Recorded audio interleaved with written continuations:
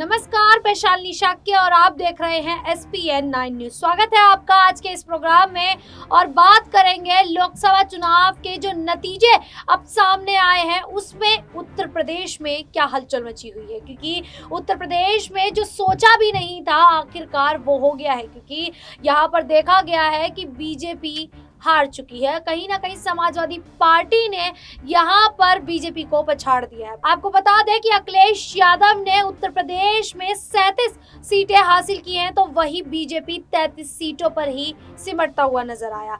ऐसे में बात करेंगे उत्तर प्रदेश की BSP पार्टी की, बहुजन समाज पार्टी की, क्योंकि मायावती ने इस बार कुछ अलग ही खेला करने की कोशिश की थी। मायावती ने रणनीति तैयार की थी कि वो इस बार मैदान में एकला चलो की रणनीति अपनाएंगी और उनका दावा था कि वो अकेली जीतती हुई दिखाई देंगी, लेकिन कुछ और ही नजर हुआ, कुछ और ही होता यहाँ पर नजर आया। क्योंकि देखा गया कि मायावती ने मैदान में अपने 424 उम्मीदवारों को उतारा था, लेकिन आखिरकार हुआ क्या? 424 में से एक भी उम्मीदवार जीत हासिल नहीं कर पाया और ये देखा गया कि कहीं ना कहीं अब ऐसा लग रहा है कि क्या BSP पार्टी पतन की कगार पर पहुंच चुकी है, क्या BSP पार्टी अब खत्म होने वाली है।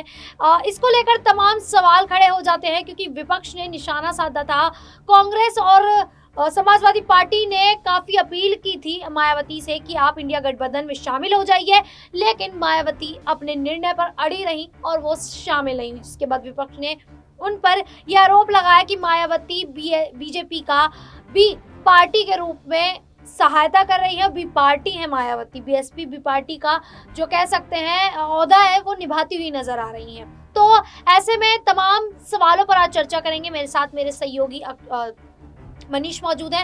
मनीष, सबसे पहले तो आपका बहुत बहुत स्वागत है। मायावती को लेकर बात करेंगे क्योंकि नतीजे सामने आ चुके हैं। सत्ता में सरकार जो है वो अब लगभग बनने ही वाली है। ऐसे में ये देखा जा रहा है कि मायावती ने जो निर्णय लिया अकेला मैदान में उतरने की और उन्होंने 424 उम्मीदवारों को मैदान में उतारा, लेकिन देखा गया कि वो 424 उम्मीदवार कारगर साबित होते नहीं दिखाई दिए और एक भी सीट पर मायावती ने जीत हासिल नहीं की है। क्या लगता है आपको? देखिए शालिनी, सबसे पहले तो मैं ये कहना चाहूँगा, जिस तरीके से यहाँ पर लोकसभा चुनाव के दौरान उत्तर प्रदेश में माहौल देखा गया, तमाम राजनीतिक पार्टियों के बीच यहाँ पर सियासी घमासान चल रहा था। चाहे वो अपना दल सोनेलाल हो, अपना दल कामेरावादी हो, AIMIM हो या चंद्रशेखर आजाद रावण की आजाद समाज पार्टी हो, BJP हो, BSP हो या SP हो या और ये तमाम पार्टियां, कांग्रेस हो, ये तमाम पार्टियां यहाँ पर सियासी ताल ठोकती हुई नजर आई। और जिस तरीके का मुकाबला इस बार लोकसभा चुनाव में देखा गया, मैं नहीं मानता कि पहले कभी किसी लोकसभा चुनाव में यहाँ पे मुकाबला इस तरीके का देखा गया होगा, क्योंकि यहाँ पर इतने सारे दलों का एक साथ यहाँ पर चुनावी मैदान में लड़ना,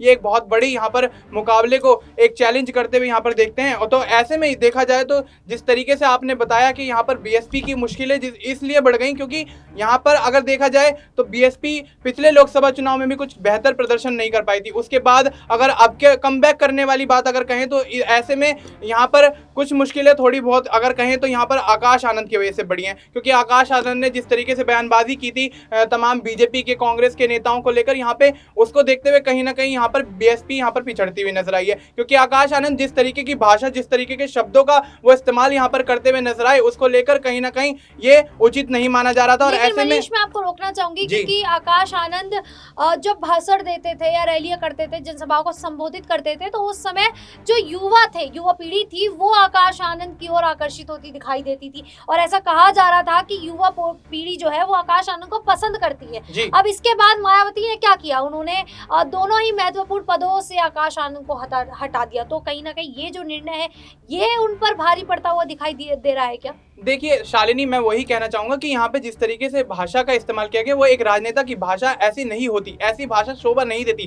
खासतौर पे लोकसभा चुनाव बहुत बड़ा चुनाव है, देश को लीड करने का चुनाव है। यहाँ पर आप एक क्षेत्र के साथ साथ देश भर की राजनीति को यहाँ पे लीड करने का मौका यहाँ पर आपको मिलता है और इस तरीके की बयानबाजी अगर आप करेंगे तो आपकी पार्टी को यहाँ पर कोई पसंद नहीं करेगा। और अगर बात रही युवा होने की, तो युवा होने के तौर पर अगर उनको देखा जाए तो बहुत अच्छे नेता हैं, अच्छे प्रवक्ता मैं कहूँगा है, लेकिन जिस तरीके की भाषा उन्होंने यहाँ पर इस्तेमाल करी, उस तरीके की भाषा का चयन यहाँ पर नहीं किया जाना चाहिए था। और युवा वर्ग जो यहाँ पर आकाश आनंद से प्रभावित होता है, वो जाहिर सी बात है कि जिस तरीके से वो यहाँ पर मंचों का संचालन करते हैं या संबोधन करते हुए नजर आते हैं, तो उसको देखते हुए ये समझ में आता है कि यहाँ पर उनके शब्दों में, उनके भाषण में, उनके वक्तव्यों में वो ताकत है, वो लोगों को खींचने की एक पावर उनके पास है कि जिसके जरिए या जिसके माध्यम से यहाँ पर जनता या यूं कहें कि पार्टी के तमाम नेता उनसे प्रभावित रहते हैं। यहाँ पर उनकी भाषा या यूं कहें कि भाषण को देखते हुए यहाँ पर कहीं ना कहीं उनसे उनके मुरीद हो जाते हैं। तो ऐसे में आकाश आनंद एक तरफ तो यहाँ पर अच्छा चेहरा लिए फिर रहे थे, लेकिन वहां पर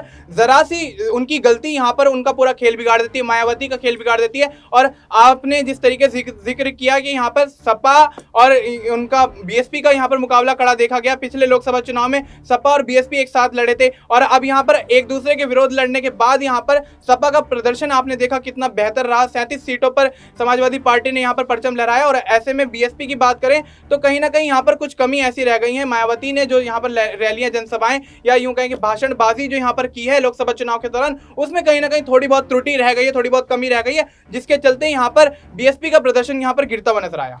बिल्कुल, इस बार देखा गया कि बीएसपी एक भी सीटों पर अपनी जो पकड़ है वो नहीं बना पाई। ऐसे में सिर्फ इस साल की बात नहीं की जा सकती, इससे पहले भी जब देखा गया था, जब वो गठबंधन में थी तब तो उन्होंने उत्तर प्रदेश में 10 सीटों पर अपनी पकड़ बना ली थी। लेकिन उससे पहले अगर बात की जाए तो एक बार वो पहले भी अकेली मैदान में उतरी थी, और उस समय भी देखा गया था कि वो कहीं ना कहीं शून्य पर ही सिमटती हुई दिखाई दी। तो जब मायावती को ये पता था कि वो अकेले अगर मैदान में उतरती है तो उन्हें नुकसान हो सकता है, उन्हें घाटा झेलना पड़ सकता है, उसके बावजूद भी मायावती मैदान में अकेली उतर गई। तो जो विपक्षी पार्टियां उन पर सवाल खड़ा कर रहा था कि मायावती भी टीम का काम कर रही हैं बीजेपी के लिए, क्या ये बात सही साबित हो सकती है? जी, मैं कहूँगा नहीं, ऐसा बिल्कुल नहीं है। यहाँ पर मायावती अगर बी टीम होती तो वो जाहिर सी बात है कि वहाँ पर साफ तौर पर उनके साथ खुल के चुनाव लड़ती। तो अगर बी टीम होने का यहाँ पर सवाल ही नहीं होता है। अगर बी टीम होती तो यहाँ पर नरेंद्र मोदी के साथ या बड़े किसी नेता के साथ बीजेपी की यहाँ पर मंच संचालन करते हुए नजर आती, रैलियों को संबोधित करते हुए नजर आती। लेकिन अगर आप इस तरीके के सवाल यहाँ पर जिस तरीके से करती हैं, उसको देखते हुए मैं सोचता हूँ कि यहाँ पर जिस तरीके के आरोप मायावती पे या बीएसपी पे लगे हैं, उसको देखते हुए ये समझा जा सकता है कि यहाँ पर तमाम जो यहाँ पर राजनीतिक पार्टियां हैं वो कहीं ना कहीं यहाँ पर एक षड्यंत्र रचने की कोशिश करती हुई नजर आई है मायावती के खिलाफ, बीएसपी के खिलाफ। मनीष, मैं आपसे बस एक आखिरी सवाल और करना चाहूंगी। जिस प्रकार से ये देखा गया कि मायावती के जो उम्मीदवार मैदान में उतरे थे, उन्होंने कहीं ना कहीं समाजवादी पार्टी के जो वोट बैंक है उसमें सेंधमारी करने का काम किया। अगर ऐसे में मायावती समाजवादी पार्टी या इंडिया गठबंधन में शामिल होती तो क्या बीजेपी जो 33 सीटें हासिल करती नजर आई उत्तर प्रदेश में, क्या वो 15 पर ही सिमटती हुई नजर आती? जी बिल्कुल शालिनी, जिस तरीके की राजनीति इस बार लोकसभा चुनाव के दौरान उत्तर प्रदेश में देखी गई है, उसको देखते हुए ये समझा जा सकता है साफ तौर पे कि यहाँ पर अगर सपा, बसपा और कांग्रेस एक साथ इंडिया गठबंधन के माध्यम से यहाँ पर लड़ती हुई नजर आती, इस गठबंधन से लड़ती हुई नजर आती, तो कहीं ना कहीं यहाँ पे आंकड़े और भी ज्यादा चौंकाने वाले साबित हो सकते थे। यहाँ पर 15 की आप बात करती है, यहाँ पर जिस तरीके का प्रदर्शन बीजेपी का रहा है या तमाम ऐसे मुद्दे यहाँ पर ब्रजभूषण शरण सिंह का हो या अन्य मुद्दे हो, यहाँ पर कहीं ना कहीं ये मामले जो है भारतीय जनता पार्टी को इसके वजह से विपक्ष ने घेरा है, और तमाम विपक्ष के घेरने के बाद यहाँ पर स्थिति कमजोर होती हुई नजर आई है। भारतीय जनता पार्टी का पाला कमजोर होता हुआ नजर आया। इसके बलबूते पे यहाँ पर इतनी सीटें आना भी मैं मानता हूँ बहुत बड़ी बात है भारतीय जनता पार्टी के लिए। बिल्कुल, इस बार उत्तर प्रदेश में भारतीय जनता पार्टी को एक बड़ा झटका भी लगता दिखाई दिया है। ऐसे में जो मायावती ने निर्णय लिया अकेले चलने की, वो निर्णय कहीं ना कहीं उन पर ही भारी पड़ा है, और वो उत्तर प्रदेश में एक भी सीट जीतकर हासिल नहीं कर पाई हैं। अब ऐसे में देखना होगा कि मायावती अपनी पार्टी को मजबूत करने के लिए आखिरकार क्या कुछ करती नजर आएंगी, या फिर आकाश आनंद की वापसी एक बार फिर से बसपा में होती दिखाई देगी। फिलहाल के लिए इतना ही। इस प्रकार की देश दुनिया से जुड़ी खबरों के लिए देखते रहिए SPN 9 न्यूज।